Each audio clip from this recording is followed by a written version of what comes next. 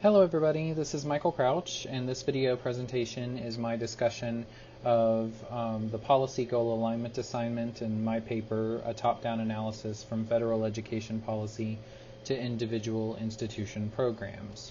As we all know, education policy in the U.S. is a top-down affair going from the federal government, who enacts laws and legislation like the Servicemen's Readjustment Act, the Higher Education Act of 1965, No Child Left Behind, and ESSA. These laws give direction at the state and local level on the different policy goals that are of importance at the federal level. And because of the impressive amount of money that the federal government gives to the states for education, that means the policy goals established in the higher echelons of government will be taken up at each successive level. State governments and educational agencies enact policies consistent with federal requirements, which are then passed on to individual institutions to implement directly with the students in their charge. So I intend to discuss the links between the federal education policies down to the policies of the state of Texas, and then further on to San Jacinto College, specifically with regard to dual credit and early college high school programs, of which I am the coordinator. So federal entities that govern education include the United States Department of Education, as well as the House Committee on Education and Labor. The Department of Ed, whose secretary is a member of the President's Cabinet, seeks to advocate for increased student performance that will allow them to become competitive participants in the global economy and workforce by promoting quality education and equal access to all students.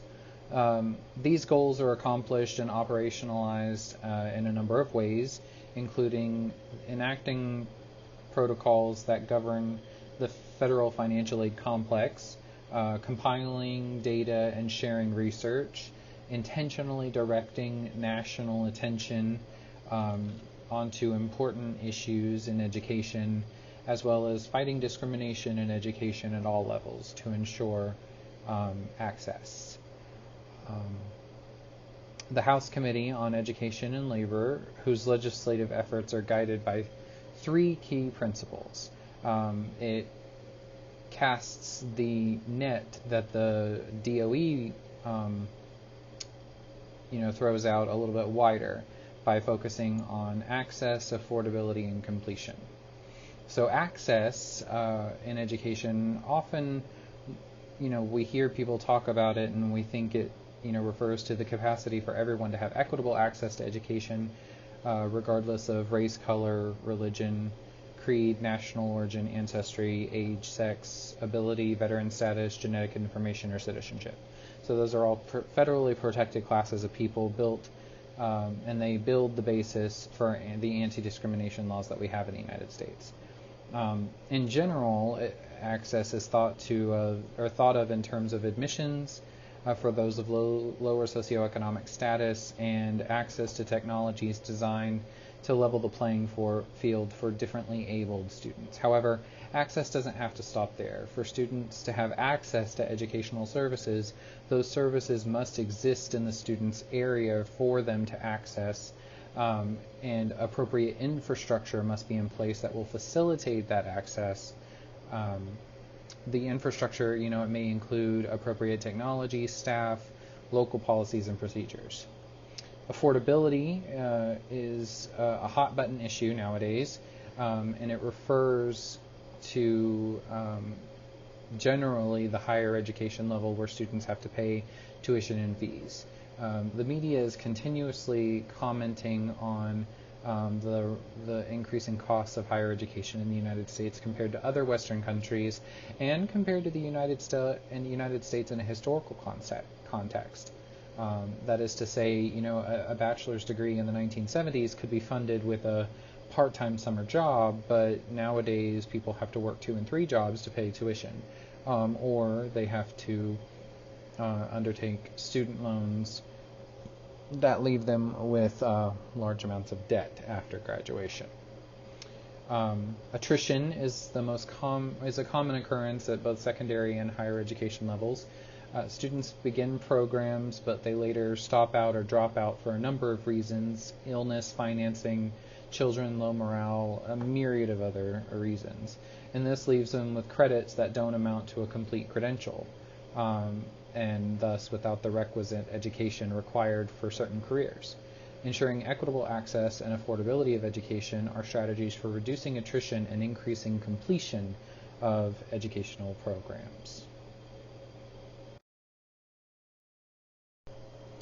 So to address the federal education policy goals of access, affordability, and completion, the state of Texas, and more specifically the Texas Higher Education Coordinating Board, which is an agency of the state of Texas's government that oversees all public post-secondary education in the state, has come up with what they're calling the 60 by 30 or 60 times 30 or 60 by 30 plan, which states by the year 2030 at least 60% of Texans between the ages of 25 and 34 will have a certificate or degree. This plan is further parsed out and kind of covers those three main policy goals. So completion. In the year 2030, at least 55,000 students will complete a credential at a Texas institution of higher education. Marketable skills. By the year 2030, all programs and institutions of higher education will prepare students to enter the workforce with marketable skills. And student debt. By the year 2030, student debt will not be more than 60% of students' starting salaries. In short, the goal of the 60 by 30 Texas plan is to have students complete credentials that allow them to enter the workforce with marketable skills and not be burdened by crippling debt by the year 2030. I think that seems pretty straightforward.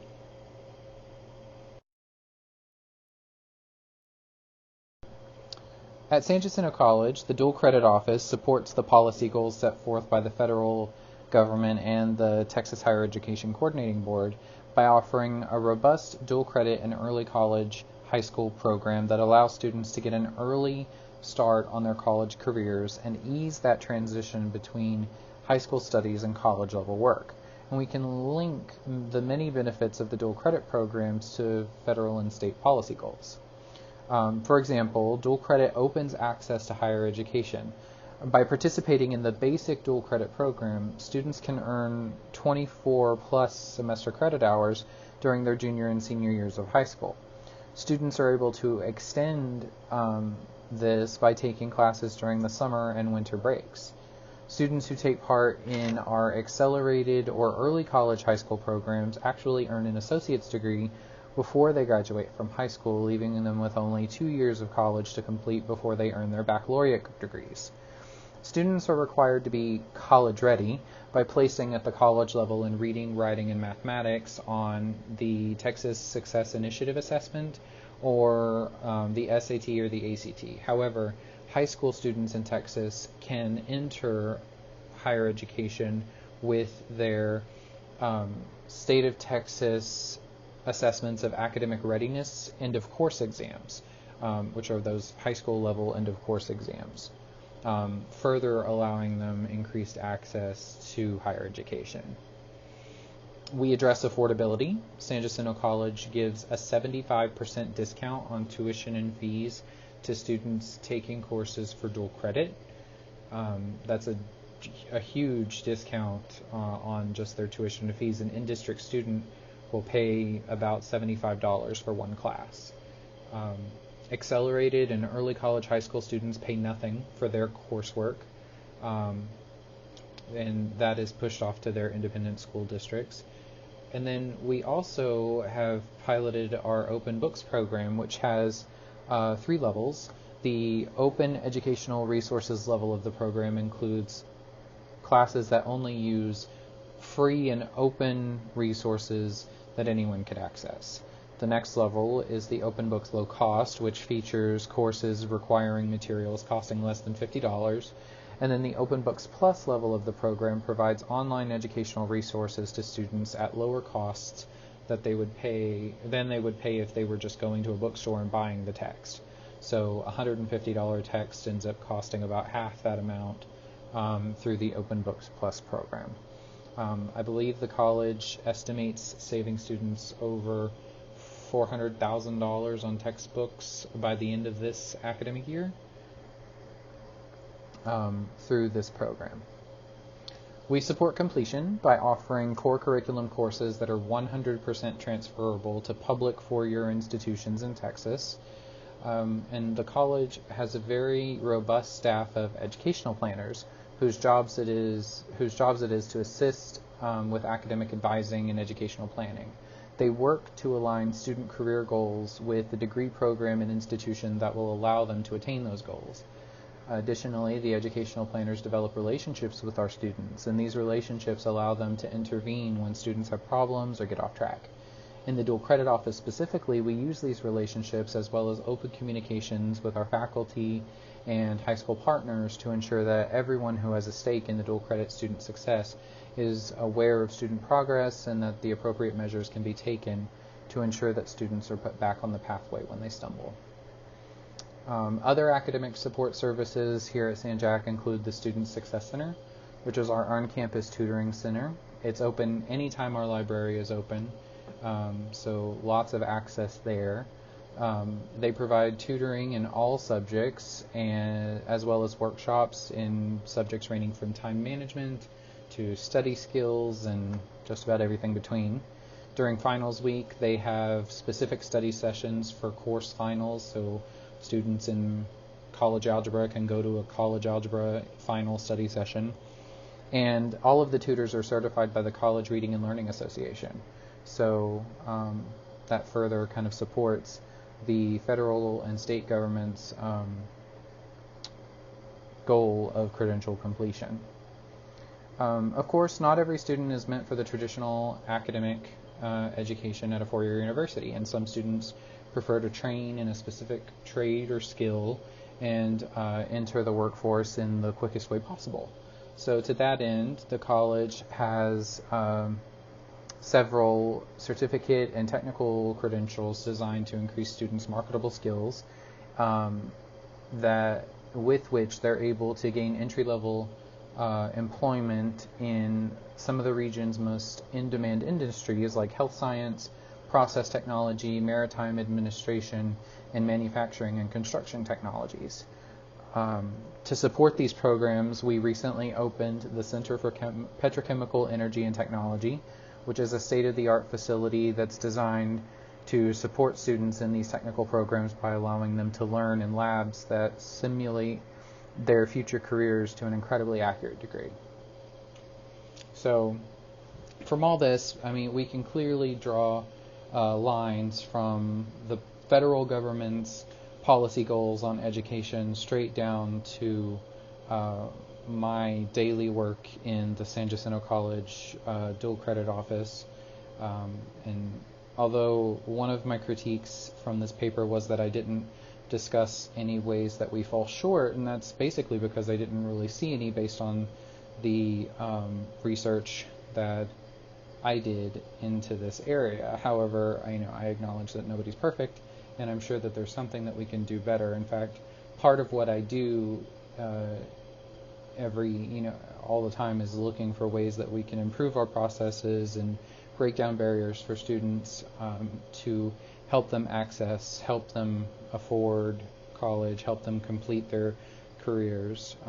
In fact, we have some welding students that I work with that recently lost funding that was provided to them by a local construction education foundation, and so they're now having to pay for their courses themselves, and these are students who are not wealthy by any means. Most of them are first generation, and all of them are minority students. So I've been doing lots of research on alternative funding that they could potentially use to fund their welding certificates. So thanks for listening to my presentation. Have a good week.